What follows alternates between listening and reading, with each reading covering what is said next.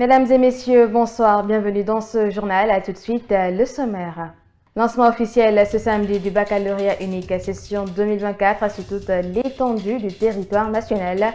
Au collège Hadja Mafori Bangoura de Matam, c'est le ministre secrétaire général de la présidence de la République qui a donné le coup d'envoi des premières épreuves. Pour cette année, 88 930 candidats sont inscrits au niveau national. Et puis, en Guinée, la procédure de passation des marchés publics suscite une grosse interrogation. Pour de nombreux observateurs, le code de la passation est souvent violé dans la plupart des cas, une situation qui affecte l'exécution de plusieurs projets et cela est puni par la loi guinéenne. Les infractions relatives à ce mauvais comportement vis-à-vis de l'État relèvent de la compétence de la CRIEF. Plus d'explications à suivre dans ce journal. C'est tout pour le sommaire. C'est parti pour les épreuves du baccalauréat unique session 2024 sur toute l'étendue du territoire national.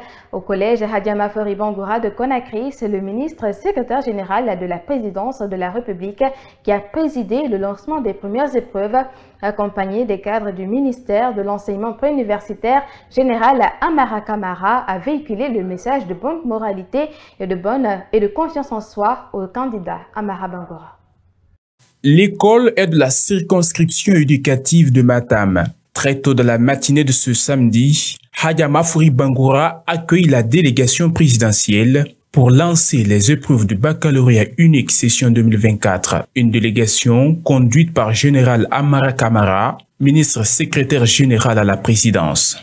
L'occasion nous a été donnée de faire le tour des salles, voir individuellement les candidats pour les souhaiter bonne chance aux examens, les passer, les encouragements, les soutiens, les bénédictions du chef de l'État, mais de l'ensemble du gouvernement. Des conseils donnés leur ont été prodigués par rapport à la gestion de leur stress perso, également à la façon dont ils devraient aborder les examens pour que tout se passe très bien. Le but pour nous, c'est qu'il y ait le plus grand nombre de candidats réussis à ces épreuves cette année. À peine la montée des couleurs effectuée, les candidats ont aussitôt rejoint leurs salles respectives dont l'accès est soumis à un contrôle strict, histoire d'accorder à cette évaluation annuelle toute sa marque de crédibilité et de mérite. Nous voulons aller vers les examens apaisés. Les slogans tels que tolérance zéro, nous n'avons pas voulu l'employer cette année, mais les enfants savent ce à quoi ils doivent s'attendre. Nous avons eu des partenaires qui s'occupent de la sécurité, des acteurs sociaux qui nous accompagnent dans le système puisqu'ils assurent aussi la supervision. Pour cette première journée, les candidats en franco-arabe sciences sociales ouvrent le bal par 2 épreuves, comme ceux de l'enseignement général. Justement, ils sont au total à 88 930 candidats, dont 42% de filles inscrits pour cette année au niveau national à toute option confondue. Dans la commune de Matoto, c'est le lycée Ahmed Sékou Touré d'aviation qui a été retenu pour le lancement officiel des épreuves. En Soubaï-le-Baldé. La commune de Matoto a présenté plus de 15 000 candidats au baccalauréat unique session 2024. Pour le démarrage des épreuves, le président de la délégation spéciale de Gwessia a eu l'honneur de donner le coup d'envoi. C'était au lycée Ahmed Sékou Touré d'aviation. Dans les salles de classe, Mori Diakité a prodigué des conseils aux candidats et aux surveillants. Aux candidats eux-mêmes, j'ai conseillé d'éviter la fraude. Et j'en ai insisté parce qu'ils ont traversé des épreuves dures durant toute l'année scolaire. Et pour ne pas perdre cette année scolaire-là, à l'issue de ces épreuves du baccalauréat, ils doivent éviter les fraudes. Pour le déroulement du processus, les instructions données sont respectées. Pas de téléphone ni de papier venant de l'extérieur avec les candidats, les surveillants et les encadrants. La fouille systématique est de mise avant toute entrée des candidats. Le directeur communal de l'éducation de Matoto, Sékou Kaba, est catégorique. Vous-même, vous avez constaté qu'aucun téléphone n'existe dans le centre. Même mon téléphone est en dehors du centre. Ça veut dire que les dispositions sont prises pour le bon déroulement de ce baccalauréat. Pour qu'à l'issue de ce baccalauréat, les résultats qui sortiront seront des résultats dépourvus de toute anomalie. Tout cela se passe sous l'œil vigilant du superviseur général de la dite commune. Aboubakar Souma a des consignes à faire respecter sur le terrain. Mon rôle est de veiller, n'est-ce pas, à ce que les principes qui sont édités dans le règlement, dans le règlement, n'est-ce pas, de l'organisation des examens, que ces principes-là soient respectés. Donc je suis là pour ça, veiller à ce que tous les surveillants soient dans les salles, à ce que les consignes données soient respectées, et je sillonnerai centre par centre, n'est-ce pas, jusqu'à la fin des épreuves. Pour assurer la sécurité et l'ordre, des policiers et gendarmes sont déployés dans les centres d'examen. Et puis, évaluation annoncée des partis politiques par le ministre de l'Administration du Territoire et de la Décentralisation. L'attente est grande au modèle. Les responsables du mouvement démocratique libéral s'impatientent pour savoir le bien fondé de la démarche des autorités de la transition.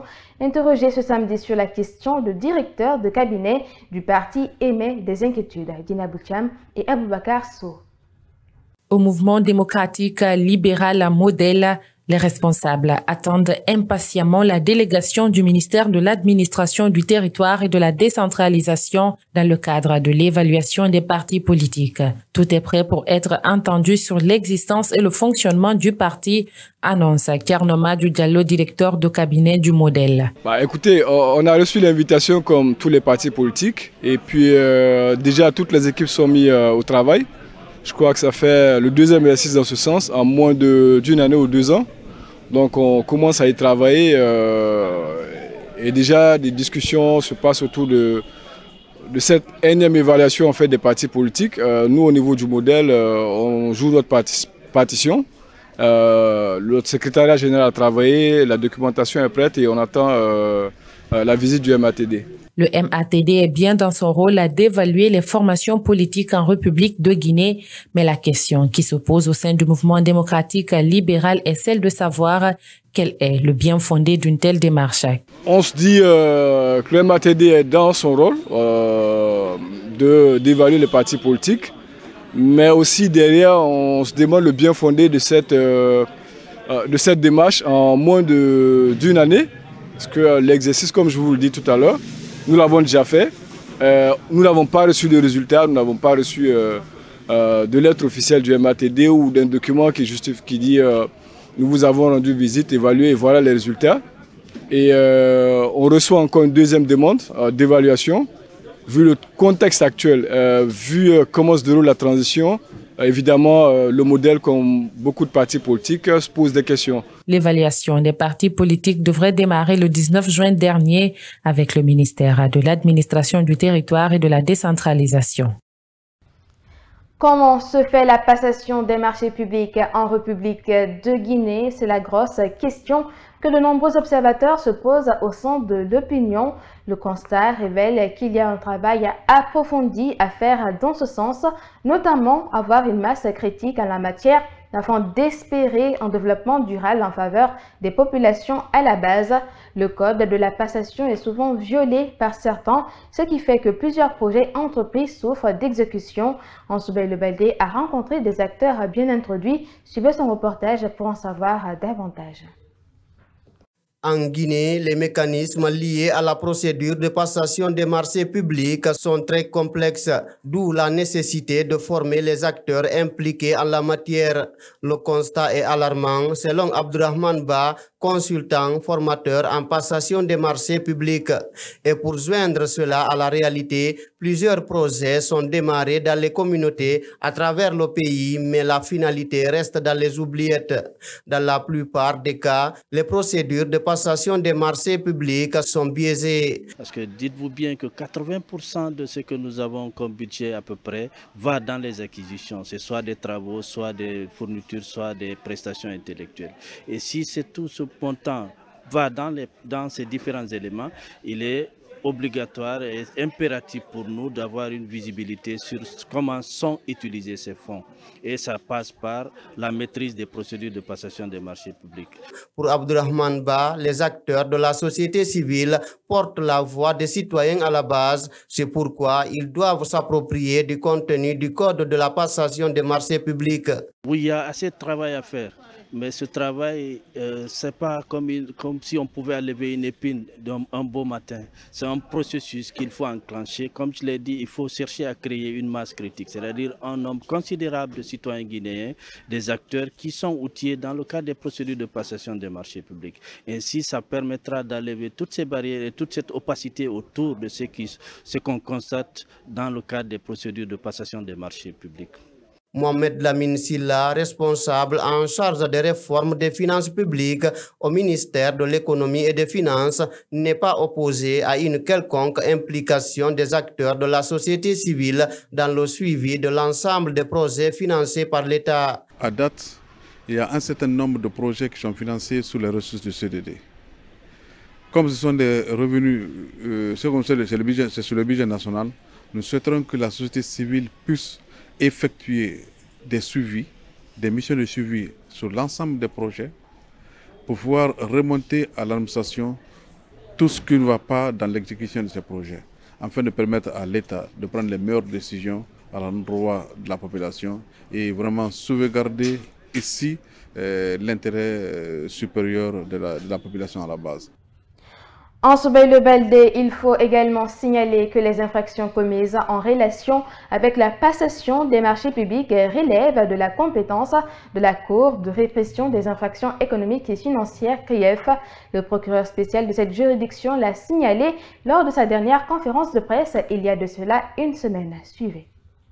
Au niveau de des articles 5 et 6, il y a une fourchette d'infractions qui sont définies, notamment la soustraction de deniers publics, la corruption des agents nationaux, étrangers et internationaux, la corruption dans la passation, l'exécution et le contrôle des marchés publics, la corruption dans le secteur privé, les infractions relatives à la direction, à l'administration et au contrôle des établissements publics à caractère administratif, des entreprises publiques ou semi-publiques, les délits des fonctionnaires qui se sont ingérés dans les affaires des activités incompatibles avec leurs fonctions, les vols, les extorsions, les abus de confiance ou escroqueries lorsque la valeur des biens en jeu est égale ou supérieure à 1 milliard, les infractions au contrôle de change, les infractions et des détournements dont l'État est victime, le trafic d'influence, l'abus de fonction, l'enrichissement illicite, le délit d'initié, les infractions au règlement des maisons de jeu. Voici une kyrielle d'infractions qui entrent dans le domaine de compétence de la Cour de répression des infractions économiques et financières. Dans son combat de lutter contre les restrictions des libertés individuelles et des droits de l'homme, la CGCPI se rapproche des citoyens. La coalition guinéenne de la Cour pénale internationale entend contribuer à l'amélioration des instruments juridiques relatifs à la liberté de réunion, d'association et d'expression en Guinée. Amara Bangoura. Le REGECO en sigle, avant son lancement, était une plateforme mise en place au mois de mai dernier. Elle réunit à ce jour des organisations et associations de défense des droits de l'homme, des structures syndicales de la presse, des regroupements de partis politiques. Maître Malik Diakité en est membre. Le réseau guinéen pour un espace civique ouvert a pour objectifs principaux contribuer à l'amélioration des instruments juridiques relatifs à la liberté de réunion, d'association et d'expression, promouvoir le respect des libertés de réunion, d'association et d'expression, œuvrer pour la formation et l'amélioration des conditions de vie et de travail de tous les acteurs impliqués dans le cadre de la liberté de réunion, d'association et d'expression. Les initiateurs sont accompagnés des ministères de l'administration du territoire et de la décentralisation et de la justice. La République de Guinée dispose de textes régissant les libertés individuelles et collectives auxquels elle a elle-même souscrit ou est signataire à l'international. Maître Malik Diakité relève des failles. En dépit de l'existence des textes législatifs et réglementaires, des difficultés demeurent encore en ce qui concerne la jouissance effective de ces libertés fondamentales.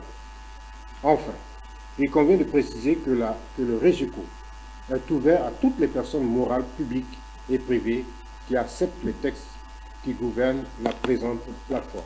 Le réseau guinéen de l'espace civique ouvert se veut un rendez-vous d'analyse et de compilation d'idées pour garantir le respect des libertés de réunion, d'association et d'expression dans toutes les instances rédactionnelles des textes législatifs. Après ce lancement, des initiatives sont en cours pour matérialiser ce credo, selon les initiateurs.